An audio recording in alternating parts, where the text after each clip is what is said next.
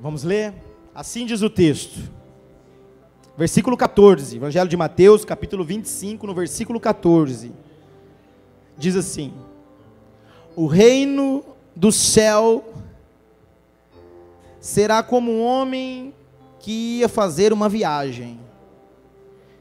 Ele chamou os seus empregados e os pôs para tomarem conta da sua propriedade. E lhe deu o dinheiro de acordo com a capacidade de cada um. Ao primeiro deu 500 moedas de ouro, ao segundo deu 200, e ao terceiro deu 100. Então foi viajar. O empregado que tinha recebido 500 moedas saiu logo, fez negócios com o dinheiro e conseguiu outras 500. Do mesmo modo, o que havia recebido 200 moedas, conseguiu outras 200. Mas o que tinha recebido 100 moedas saiu, fez um buraco na terra e escondeu o dinheiro do patrão. Depois de muito tempo, o patrão voltou e fez um acerto de contas com eles. O empregado que havia recebido 500 moedas chegou e entregou mais 500, dizendo: ó Senhor, me deu 500 moedas, veja, aqui estão mais 500 que consegui ganhar. Muito bom, muito bem, empregado, bom e fiel, disse o patrão. Você foi fiel negociando com pouco dinheiro, e por isso vou pôr você para negociar com muito. Venha festejar comigo. Então o empregado que havia recebido 200 moedas chegou e disse: ó Senhor, o Senhor me deu 200 moedas, veja, aqui estão 200 que consegui ganhar. Muito bem, empregado bom e fiel, disse o patrão. Você foi negociando com pouco dinheiro, e por isso vou pôr você para negociar com muito. Venha festejar comigo. Aí o empregado que havia recebido 100 moedas chegou e disse: eu sei que o Senhor é um homem duro, que colhe aonde não plantou e junta onde não semeou.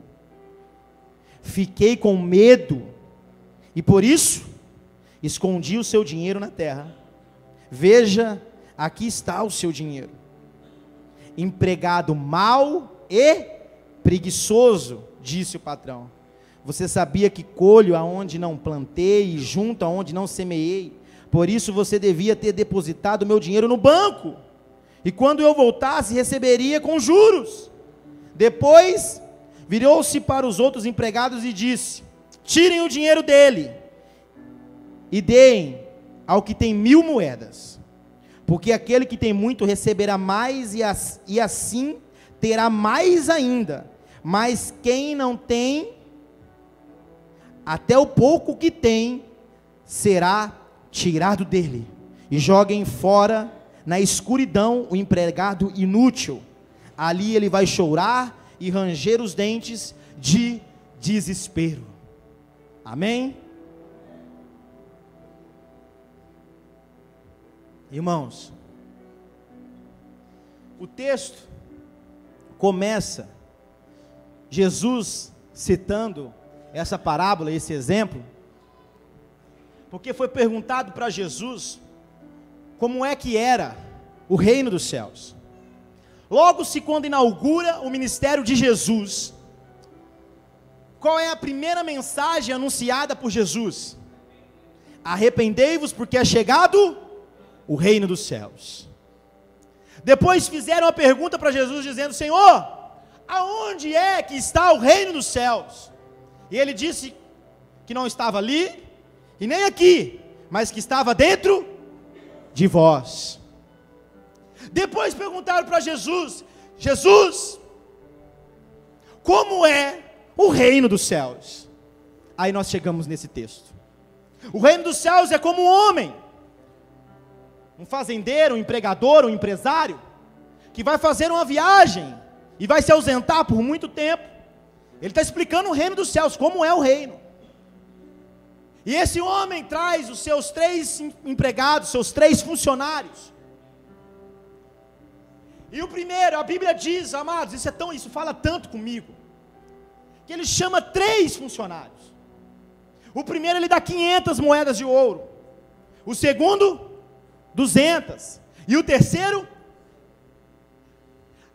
você entendeu que para um ele dá mais, para outro ele dá menos, e para outro menos ainda, mas a Bíblia diz para nós que ele dá conforme a capacidade. Aleluia, vocês vão entender. Deus ele dá conforme o quê? Se você não tem capacidade de ter, por que você está pedindo? Se você não se aperfeiçoou para ter, por que você quer ter? Se você não está preparado para ter, por que você quer?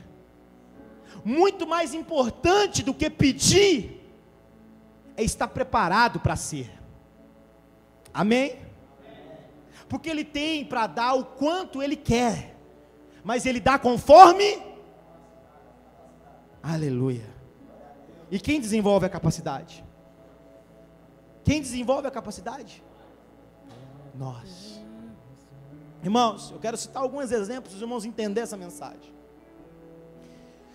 O povo está preso no Egito, certo? Então Deus, por misericórdia, quer livrar o povo do Egito, amém? Não é? Então Deus cria-se um projeto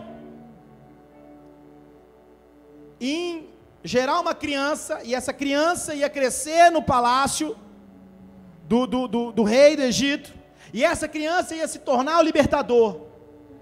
Mas tinha uma lei naquele tempo, que todas as crianças, meninos, homens que nascessem, teriam que ser morto. Olha só, Deus ele tem um projeto de libertação para 2 milhões de pessoas do Egito, não tem? Só que ele precisa de uma família, de um marido e de uma mulher, de um marido e de uma esposa, de um homem e de uma mulher. Ele precisa de uma casa, ele precisa de uma família, ele precisa de pessoas para que ele possa executar um projeto do reino. Deus procura pessoas que estão capacitadas. Talvez, fique imaginando, ele chegando para a mãe e para o pai de Moisés dizendo: eu vou te dar um filho homem. Pega só para você entender. E ele dizendo assim: não, eu não quero ter problema, eu estou correndo de problema, eu não quero arrumar mais um problema, eu não quero passar, vai ser difícil, vai ser muito difícil. Pessoas preparadas não vai viver pessoas que não estão preparadas não vai viver o extraordinário de Deus. Ele está em busca de pessoas preparadas, capacitadas, para que ele possa executar um projeto do reino. Você está me entendendo?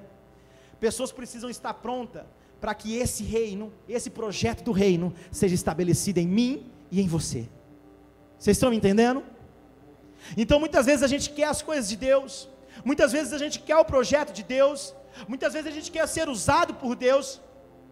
Eu quero ser um pastor, eu quero ser um missionário, eu quero ser um homem de Deus, uma mulher de Deus. Está capacitado para isso? Está pronto pelo preço que tem que ser pago? Eu quero uma grande empresa, eu quero um grande negócio, eu quero uma profissão, eu quero um emprego maravilhoso. A minha pergunta é: está capacitado para isso? Está pronto para isso? Porque Deus ele dá conforme a sua capacidade. Então olha só, o que ele deu 500,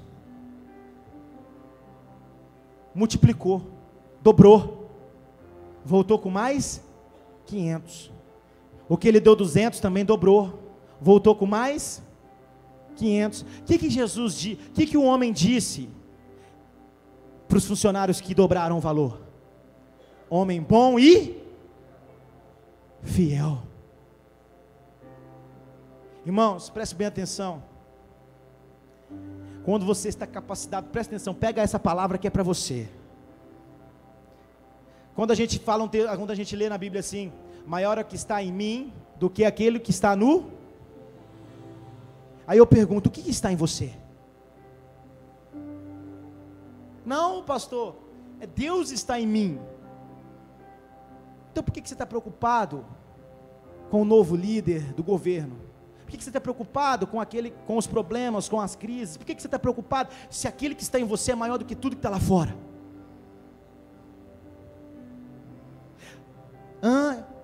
que tanta preocupação, tanto medo, se aquilo que está em você é maior do que qualquer crise que possa acontecer lá fora? Não é o problema, amados, não é aquilo que está à nossa volta, mas sim aquilo que somos, e aquilo que nos tornamos, preparados emocionalmente, preparado fisicamente, preparado na parte de ensinamentos, bem estudado, conhecedor das coisas, para que eu possa estar pronto para o grande de Deus. Porque Deus está procurando pessoas capacitadas, Deus está procurando pessoas habilidosas, Deus está procurando pessoas que está dispostas a crescer. Por que o homem olhou e disse, homem bom e fiel? Você sabe por quê? Porque quando eu digo assim, maior é aquilo que está em mim do que aquilo que está no mundo, irmãos, presta atenção, quando você tem capacidade, quando você tem Deus em você, quando o Senhor está em você, presta atenção, tudo aquilo que você coloca as tuas mãos vai prosperar. Sabe por quê, irmãos? Tudo em você vai crescer, a tua família vai prosperar, os teus negócios vão prosperar, o teu ministério vai crescer. Você sabe por quê, irmãos? Porque Deus confia em você para te entregar o ouro precioso em tuas mãos, e está vendo capacidade em você. Você está entendendo? Porque maior é o que está em você. Agora a gente se abate com as coisas lá de fora, a gente desanima, a gente entra em crises emocionais, a gente chora, a gente desiste, a gente para. Aí chegou aquele cara que ele deu 100. O que ele disse para aquele cara? Ele diz assim, empregado mau e preguiçoso. Irmãos, nós falamos do mico aqui, é uma necessidade de sobrevivência, dar frutos. Não falamos domingo aqui na igreja? Que nós nascemos para dar fruto, nós nascemos para multiplicar, nós nascemos para ser sucesso, nós nascemos para ser luz, para brilhar nessa terra, nós nascemos para ser o sal da terra, fazer a diferença neste lugar, nós nascemos para ser resposta como igreja. Agora, quando eu não me torno nada disso, Deus está olhando para mim e está dizendo assim, olha, homem mau e preguiçoso, aquilo que eu lhe dei. Só que algo que eu acho lindo, é porque a Bíblia diz que Deus dá conforme a capacidade, e Deus viu, e para esse cara que não rendeu nada, Deus só deu 100, e para aquele que lhe deu 500, dobrou. Você está entendendo porque você não está vivendo a glória de Deus, e está sobrevivendo com as misérias da vida? Porque Deus não encontra homens e mulheres preparados nessa geração, homens dispostos a crescer no casamento, na família, como pai, como mãe, crescer no ministério, crescer na vida profissional. Sabe por quê? Pessoas estacionadas. Irmãos, essa igreja ela vai ser tão relevante na cidade de Araçatuba, sabe por quê? Não pela multiplicação que ela vai ter com pessoas, mas sim pelas pessoas crescerem de dentro para fora. Porque nesse lugar pessoas estão sendo treinadas para desenvolver algo tremendo do reino. A motivação não está nas bênçãos, a motivação não está nas vitórias, a motivação sabe está no quê? Em marcar uma geração, em ser diferença nessa terra. E eu vou dizer para você, você não vai precisar correr atrás da bênção, você não vai precisar correr atrás da prosperidade, sabe por quê? Porque Deus vai ver em você capacidade tão grande, que Ele vai te entregar o muito em tuas mãos. Aleluia! O que Ele faz com o homem que tem 100? Que enterrou no buraco, com medo, o Senhor é um Deus, que colhe sem plantar, que ajunta sem semear. Eu fiquei com medo. Medo é o quê? É o inimigo da fé. Quando Jesus estava indo para Jairo, com Jairo, e parou no meio do caminho, e falaram para Jairo, Jairo, sua filha morreu. O que ele disse para Jairo? Jairo, não tenha medo, mas tenha fé. Por que você está com medo? Por que tanto medo? Se maior é o que está em você do que aquilo que está no mundo. Por que tanto pavor de vencer na vida? Se o Senhor te chamou para ser vitorioso, você é mais do que vencedor. Vencedor é para os mais ou menos lá fora. Você é mais que isso. Amém? Quem está tomando posse dessa palavra aqui? Aleluia! Por que tanto medo? Irmãos, você veio nu, não veio? Tu vai levar alguma coisa embora? Alguém aqui vai levar um dinheirinho? Não, um caixão? Irmãos, eu nem quero fazer nem aquele plano lá que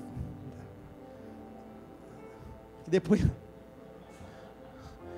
falei para Dani, se Deus levar, você enterra na terra mesmo, para não gastar, economiza, gasta com você, com as crianças, porque eu vou para um lugar melhor. Aleluia. Eu não estou preocupado, irmãos. Você sabe, eu disse para Dani ontem, eu digo isso para você, eu digo isso com toda clareza e transparência, irmãos. Eu vou dizer para você, faz mais de anos que eu não oro a Deus para que Deus abra uma porta para mim. Faz mais de anos que eu não oro para Deus para que Ele me abençoe. Faz mais de anos que eu não peço, Anderson, prosperidade para Deus, me prospera. Faz mais de anos que eu não peço nada para Deus, de bênçãos materiais. Mas sabe o que eu peço para Deus? Que eu não abro mão. Eu não abro mão. Eu paro aqui se Ele não me der isso. A revelação, a instrução. Porque a arca só não afundou porque Ele tinha instrução como construir ela. Irmãos, eu só quero estar no lugar que Ele me chamou para estar. Se eu estiver lá, as bênçãos vêm atrás de mim. Se eu estiver no lugar que Ele quer que eu esteja, Ele para o sol, o planeta, Ele para tudo, como Ele parou para Josué e diz: filho, você é mais do que vencedor nessa terra. Eu só quero fazer aquilo que Ele me chamou para fazer. Eu só quero ser aquilo que Ele me chamou para ser. Irmãos, meu medo é estar fora da vontade. O meu temor é estar aonde Ele não quer que eu esteja. Porque, irmãos, se eu estiver no lugar que Ele esteja, eu desafio Satanás com todo mundo, com a leva do inferno. Porque eu estou com Ele. Agora, quando eu dou um passo fora, eu sou tão fraco, o diabo me atropela, me mata e acabou. A força não está em mim, mas a força está com quem eu estou.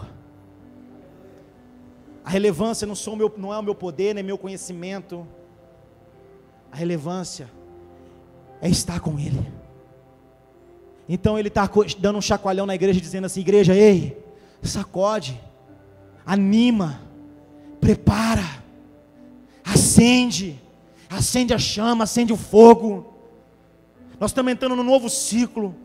Um novo ano se aproxima, é um ano de você testemunhar. E eu disse hoje para os meninos aqui na ministração do batismo, a gente conta para os outros: olha, Deus liberta, porque a gente ouviu do pai e da mãe que Deus liberta, ou de alguém lá atrás que Deus liberta. Ah, Deus abençoa, a gente diz também, porque disseram para a gente que Deus abençoa. Eu quero é viver a libertação, as bênçãos, a glória, o peso. Eu quero sentir. Eu não quero contar aquilo que me contaram. Eu quero desfrutar daquilo que Ele é. Vocês estão me entendendo? Porque, irmãos, olha só, não tem um ditado lá fora que o pessoal fala assim: ó, pobre vai continuar pobre e rico vai continuar rico. Não tem um ditado assim lá fora que fala? É um ditado mundano, não é? É isso? Isso não é ditado, irmão, isso é Bíblia. Isso não é ditado, é Bíblia. É Jesus falando. Pobre, irmãos, não é aquele que não tem. Pobre é aquele que tem a mentalidade pobre, que não desfruta da grandeza de Deus porque é pobre por dentro, incapaz por dentro. Olha o que ele diz aqui. Depois virou-se para os outros empregados e disse: tirem dele o dinheiro e deem. Não, e dê para aquele que tem mais, porque aquele que tem mais vai ter mais ainda. Você está entendendo? Ah, pastor, a vida desgraçada, de miséria, não sei. Deus não te chamou para isso, não, meu irmão. Deus vai te entregar nas tuas mãos. Se você for capaz, Ele vai entregar nas tuas mãos riqueza, prosperidade, bênção. Você não precisa comprar Deus aqui na frente não, trazer oferta, dízimo, querer pagar a conta com Deus não. Sabe por quê, irmão? Porque Deus vai dar pela tua capacidade, não por aquilo que você está querendo comprar Deus. Vocês estão entendendo? Não faça isso não. Isso não é ditado do mundo não, isso é Bíblia. É Bíblia. O pobre vai continuar mais pobre e o rico vai ficar mais rico. Está aqui na Bíblia, nós lemos aqui agora.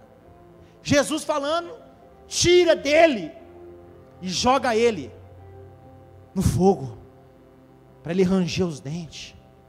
Incapaz. Porque eu entreguei um casamento na mão dele, ele não foi capaz de manter o casamento e nem de fazer o casamento dele crescer. Eu entreguei uma igreja na mão dele, um ministério na mão dele, e ele não fez o ministério multiplicar, acabou. Eu entreguei vidas na mão dele para ele cuidar, ele não cuidou. Eu entreguei uma empresa na mão dele, ele não cuidou. Eu dei um emprego para ele, ele não aproveitou. Incapaz. Dá para quem tem condição de ter. Esse é evangelho, cara. Isso é Deus. Isso é Deus. Esse é o nosso Deus. Ele está procurando pessoas capacitadas aqui. Ó, pastor, cadê o eu estou pronto. Eu estou pronto. Vamos lá. Deus precisava enviar o seu único filho aqui, não precisava? Por amor, não foi? Ele não precisou de uma casa, ele não precisou de um marido, ele não precisou de uma esposa, ele não precisou de uma família para enviar o seu filho? Já pensou ele falando, o anjo falando assim para Maria: ó, Maria, nossa, mas vão pensar de mim com José que eu traí? Pensaram isso ou não pensaram? Olha que desafio. Você não está pronto para os desafios que Deus vai propor para você, você não está pronto para as grandes vitórias que Deus vai te dar. Se nós estamos aqui hoje, é porque Deus enviou o seu único filho, é porque Jesus morreu na cruz por nós, e uma família, alguém como nós, aceitou um desafio do reino, gerou o reino em si. Por isso que ele estava dizendo esse exemplo. Se você não estiver pronto para receber o reino, o projeto do reino em você, e fazer o reino multiplicar nessa terra, porque o reino é isso, isso é o reino. Essa é a palavra. O quanto estamos prontos, o quanto estamos capacitados. Quantas coisas nós estamos pegando na mão, nós pegamos no decorrer da nossa vida, e nós perdemos, e nós jogamos fora, e nós desperdiçamos. Olha só, abra comigo ali, não precisa abrir não, só ler comigo, olha só.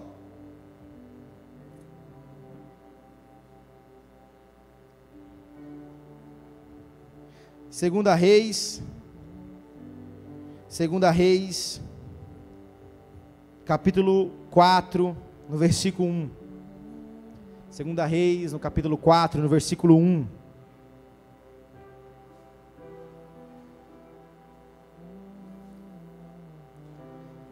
Presta atenção. Certa mulher, que era viúva de um dos membros de um grupo de profetas, foi falar com Eliseu e disse: meu marido morreu. Como o senhor sabe, ele era um homem que temia Deus, o Senhor, mas agora um homem a quem ele devia dinheiro, veio levar os meus 2 filhos, a fim de serem escravos, como pagamento da dívida. Eliseu perguntou: o que posso fazer por você? Foi uma pergunta. A segunda foi essa: o que é que você tem em casa? Se Deus perguntar para você hoje, olha só, Ele não precisa que você multiplique o pão para alimentar uma multidão, Ele só precisa que você tenha alguns pãezinhos, porque o restante Ele vai fazer por você. Mas o que é que você tem? Qual é o teu nível de capacidade hoje? Porque Ele vai te abençoar, Ele não está abrindo a mão de te abençoar. Ele vai trazer a resposta que você precisa. Você entrou aqui aflito, você entrou aqui desesperado, apavorado por um socorro, como essa mulher. Olha só, ela tinha um passado. Qual era o passado dela? Era dívidas do marido. Essa era a herança daquela mulher. O marido não deixou bens, não deixou fortuna, não deixou dinheiro. Qual era o passado dela? Qual era a herança dela? Dívida. Talvez nós carregamos dívidas como herança do nosso passado. Pais que falharam, mães que falharam, ensinamentos errados, caminhos tortos. Nós viemos de um passado falido, devedor. É ou não é? Quando a gente olha para o nosso passado, quais são as referências que nós temos? Qual é o modelo que nós temos à nossa vista? Então nós carregamos isso. Mas a gente vai até a igreja e fala assim: Deus, eu preciso que o Senhor mude a minha vida. Você está clamando pelo futuro. É ou não é? O passado está te apertando. E nesse passado ainda a Bíblia diz que o inimigo quer roubar aquilo que você mais ama. Porque isso é projeto do inimigo. Porque ele veio roubar, matar aí. Então o inimigo está vindo atrás. Ó, você já não tem nada. E aquilo que você tem ele já quer levar embora também. Então você vem na igreja, pedir um socorro para o Senhor. Senhor, o inimigo está acabando com a minha vida. Estou devendo. Meus filhos vai ser mortos. Minha vida está um desastre. E o Senhor Jesus faz uma pergunta para você hoje. O que é que você tem pronto? Qual é o teu nível de capacidade hoje? Porque está ligado o seu nível de capacidade com aquilo que Ele vai liberar do céu para você. Deus está perguntando para você hoje, qual é o teu nível de capacidade? Talvez você entrou aqui, eu quero uma bênção para os meus negócios, para a minha empresa, minha vida financeira, tudo. Deus está dizendo para você, qual é o teu nível de capacidade? Eu vejo os meninos aqui muitas vezes: pastor, me arruma um emprego, um trabalho. Quantos jovens, cadê o Bruno? Quantos meninos arrumaram emprego, o primeiro salário que pegou, fizeram o que, Bruno? Está pronto emocionalmente para ter um trabalho? E quanto tempo ele veio na igreja pedindo um trabalho? Foi ou não foi? Como é que Deus pode dar um trabalho tremendo, algo lindo, se ainda você não está pronto? Quantas pessoas estão pedindo uma esposa para Deus, um marido para Deus, pedindo algo para Deus, e Deus está perguntando qual é o teu nível de capacidade? Ele sabe o que você está precisando. Essa mulher estava necessitada, estava vivendo algo horrível na vida dela. O inimigo estava querendo levar os filhos embora. E ela veio para a igreja, ela foi para a igreja fazer um clamor, querer uma resposta de Deus. E Deus não dá uma resposta, Deus faz uma pergunta: o que é que você tem? O que é que você tem? O que você tem? Para que a gente possa começar um projeto junto. É isso, irmãos. O que nós temos para Deus,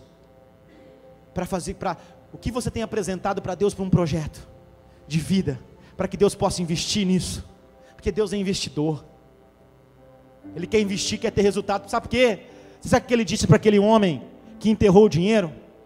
Ele falou: inútil, pelo menos colocasse no banco para render juro, mas nem isso você fez. É ou não é? Então o profeta pergunta: o que é que você tem? Ela diz: eu só tenho um pouco de azeite. Então ele fala assim para ela: ó, vai na vizinhança e pega a vasilha, pega o quanto você puder de vasilha, certo? Ela vai e terceiriza o serviço. Ela coloca os filhos para pegar as vasilhas, certo? Então ele não disse assim, ó, pega 10 vasilhas, pega 20 vasilhas, pega 30 vasilhas, não, pega quantas vasilhas você puder pegar. Se prepare o quanto você puder se preparar, se aperfeiçoe, vai no extremo. Porque quanto melhor você for, quanto mais você se tornar bom, eu vou derramar azeite sobre a tua vida.